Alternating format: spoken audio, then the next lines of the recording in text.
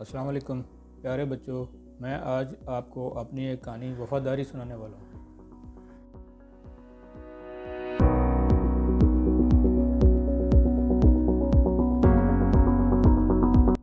ये दो कौवों कुकू और चिंकू की कहानी है। इन दोनों में बहुत गहरी दोस्ती थी। कुकू शहर के अंदर सरकारी कॉलोनी के एक बंगले में लगे नीम के पेड़ पर अकेला रहता था, जबकि चिंकू शहर से मुत्तसिल गांव में आम के पेड़ पर अपने ख़ानदान के साथ रहता था। वो अक्सर कुकू से मिलने शहर में आता, शहर का हाल अहवाल लेता और जाकर गांव के परिंदों को सुनाता, जो उसकी बातें बड़े शौक़ से सुनते थे। चिंकू चाहता था कि कुकू उसके साथ चले और गांव में जाकर रहे, लेकिन कुकू शहर में रहना चाहता था और गांव में जाना नहीं चाहता था। चिंकू जब भी शहर आता उसे मिलावट, बेईमानी, चोरी, डकैती, जलाओ गराओ और कत्लो गारत की खबरें सुनने को मिलती, जिनसे उसे यकीन हो गया था कि शहर परिंदों के रहने की जगह नहीं है और जो इंसान अपने जैसे दूसरे इंसानों पर रहम नहीं करता, वो परिंदों और जानवरों पर कैसे शफकत कर सकता है। कुकू अक्सर कहता कि इंसान हमारा दोस्त है, लेकिन चिंकू इस बात से मुत्तफिक नहीं था। आज वो गांव से तैयारी करके आया था और आते ही उसने चिंकू से कहा, मैं जानता हूँ हम इंसानों के दरमियान में रहते हैं, इंसान का बचा हुआ खाते हैं, कभी उनसे छीन भी लेते हैं, लेकिन तुम्हारी ये बात कि इंसान हमारा दोस्त है ठीक नहीं है। वो हमेशा हमें अपने से दूर रखता है। हम अगर उसके खाने को मुंह लगा लें तो वो उसे फेंक देता है। अगर हम उसके बर्तन में पानी पी लें तो वो सारा पानी ज़ाया कर देता है। वो हमें नापाक समझता है, नापाक। चिंकू की बात सुनकर कुकू कहने लगा, लेकिन नापाकी तो हमारी फितरत में है। हम पाक भी खाते हैं और नापाक भी, इसमें इंसान का क्या कसूर। हमें उसके खाने पीने में मुंह नहीं मारना चाहिए। इंसान हमारा दुश्मन नहीं है, जब भी तो हम उसके साथ रहते हैं। तुमने देखा नहीं हमारे जैसे दूसरे परिंदों, मसलन तोता, मैना, कबूतर, तीतर, बटेर, मोर और चकोर को तो वो बड़े शौक़ से पालता है। वो हमसे नफ़रत नहीं करता, बस ज़रा सा फासला रखता है, जैसा कि वो अपने कुत्ते से रखता है। हालांकि हम तो कुत्ते जितने वफ़ादार भी नहीं। वो तो भूखा प्यासा मर जाता है, मगर इंसान से वफ़ादारी नहीं बदलता। कुकू ने बात जारी रखते हुए मज़ीद कहा कि शहर में मखलूक़ खुदा से प्यार करने वालों की कमी नहीं है। उसने चिंकू को दिखाया कि शहर में कई जगहों पर पार्कों और चौरंगियों में परिंदों के लिए दाने और पानी का बंदोबस्त किया जाता है और इसी तरह दूसरे गरीब और फाकाज़दा इंसानों के लिए इज़्ज़त से खाने और बच्चों के लिए घर ले जाने का भी इंतज़ाम किया जाता है। ये बात करते हुए कुकू फाते नज़रों से चिंकू को देखने लगा। कुकू की बातें बड़े गौर से सुनने के बाद चिंकू ने कहा, यार तुम शहरी कौवे हो, मैं बहस में तुमसे जीत नहीं सकता। मैं तो तुमसे प्यार करता हूँ और चाहता हूँ कि तुम मेरे साथ चलकर गांव में रहो और वहीं अपना घर बसाओ। चिंकू भाई, मैं तुम्हारी मोहब्बत की कदर करता हूँ, लेकिन मैं अपनी माँ को छोड़कर नहीं जा सकता। माँ? तुम्हारी माँ कहाँ से आ गई? पहले तो तुमने कभी जिक्र नहीं किया। चिंकू कुकू की बात पर हैरत में पड़ गया था। है मेरी माँ, जिसने मुझे पाला है, जो रोज़ मुझे अच्छे अच्छे खाने खिलाती है, मेरा हर तरह से ख्याल रखती है। अगर वो ना होती तो मैं भी अपने अब्बा अम्मा के साथ मर गया होता। कुकू चिंकू के और करीब आ गया और कहने लगा, ये कुछ अर्सा पहले की बात है, जब मेरे वालिदैन ने इस पेड़ पर अपना घोंसला बनाया था।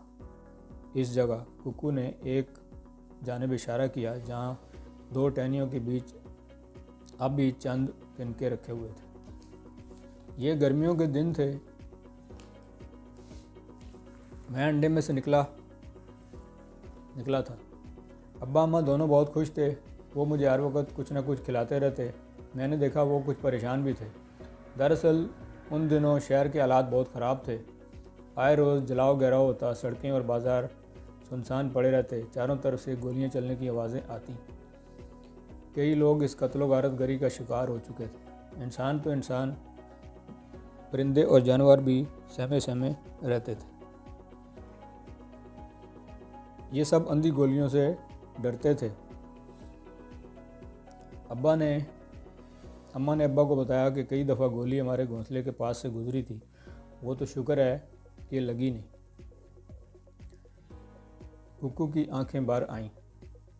फिर एक दिन तो क़यामत ही हो गई, ये कहकर कुक्कू रोने लगा। इसीलिए तो कहता हूँ ये शहर नहीं जंगल है। तुम मेरे साथ चलो, गांव चलो, जहाँ हर तरफ सुकून ही सुकून है। गांव की खुली फ़ज़ा, साफ़ सुथरा माहौल, सरसब्ज लहलाते खेत, दरिया में बहता ठंडा पानी, बाल खाती नदियाँ। वहाँ जानवर और परिंदे इंसान के साथ कुदरती माहौल में रहते हैं। वहाँ कोई दूसरे का हक नहीं मारता। चिंकू ने कुक्कू को दिलासा दिया। कुक्कू ने हाथ से अपने आंसू पोंछे और कहने लगा कि वो एक गर्म दिन था, मैं अभी उड़ने के लायक नहीं हुआ था। सुबह ही अब्बा और अम्मा खुराक की तलाश में निकल गए थे। मैं उनका इंतज़ार करने लगा। दोपहर हो गई, वो दोनों नहीं आए। मुझे डर लगने लगा, समझ में नहीं आ रहा था कि क्या करूं। मैं कर भी क्या सकता था, मैं तो बहुत छोटा था। मैं रोने लगा। रोते रोते मेरा हल्क खुश्क हो गया। शाम हो चुकी थी मगर वो दोनों नहीं आए। फिर मैं दुख और प्यास के मारे बेहोश हो गया। जब मुझे होश आया तो मुझे महसूस हुआ कि किसी ने मुझे मजबूती से पकड़ रखा है और वो मुझे खाना खिला रहा है। मैंने डरते डरते आंखें खोली, देखा वो मेरी माँ नहीं थी। मैं सहम गया। मैंने आंखें बंद कर ली। वो मुझे प्यार करने लगी। मैं थोड़ा सा मुतमईन हुआ। दिन गुजरते गए। वो रोज़ाना मुझे दिन में कई बार बिल्कुल अम्मा की तरह खाना खिलाती, पानी पिलाती और घर में रखे हुए एक पिंजरे में बंद कर देती। फिर मैं खुद खाने के काबिल हो गया। वो मेरा हर तरह से ख्याल रखती। मैं उसकी परवरिश में बड़ा होता गया, इतना बड़ा जितना कि मैं अब हूँ। एक दिन उसने पिंजरे का दरवाज़ा खोला, मुझे पकड़कर बाहर निकाला और प्यार करने लगी। मैंने उसकी आंखों में झांका जहाँ नमी साफ नज़र आ रही थी। मैं भी अफसुर्दा हो गया। मेरी समझ में नहीं आ रहा था कि वो क्या करने वाली है, लेकिन मैं पुरसुकून था कि वो माँ है, जो भी करेगी मेरे लिए अच्छा ही करेगी। वो मुझे बाहर आंगन में ले आई, मेरे माथे पर बोसा दिया। उसकी आंखों में आंसू थे, वो रो रही थी। फिर उसने अपनी बाहों को ऊपर करके मुझे फ़िज़ा में उछालते हुए कहा, या अल्लाह मेरे बच्चे की हिफाजत करना। मैं बहुत खुश हुआ और उड़कर सीधा अपने घोंसले में गया, जहाँ कुछ गर्द आलूद तिनके पड़े हुए थे। मैं वहाँ बैठा अपनी अम्मा अब्बा को याद करता रहा। मैं उनकी यादों में गुम था कि एक मानूस आवाज़ मेरे कानों से टकराई, कुक्कू, हे कुक्कू, कहाँ चले गए? खाने का वक्त हो गया है। मैंने पत्तों में से झांक कर देखा। वो आंगन में खड़ी सर पर रखा दुपट्टा दुरुस्त कर रही थी और उसके हाथ में मक्खन लगी डबरोटी थी। मैं उड़कर उसके कंधे पर जा बैठा। उसकी खुशी दीदनी थी। वह भी मुझे दिन में कई बार खाना खिलाती है। मैं अपनी माँ को छोड़कर कैसे चला जाऊँ?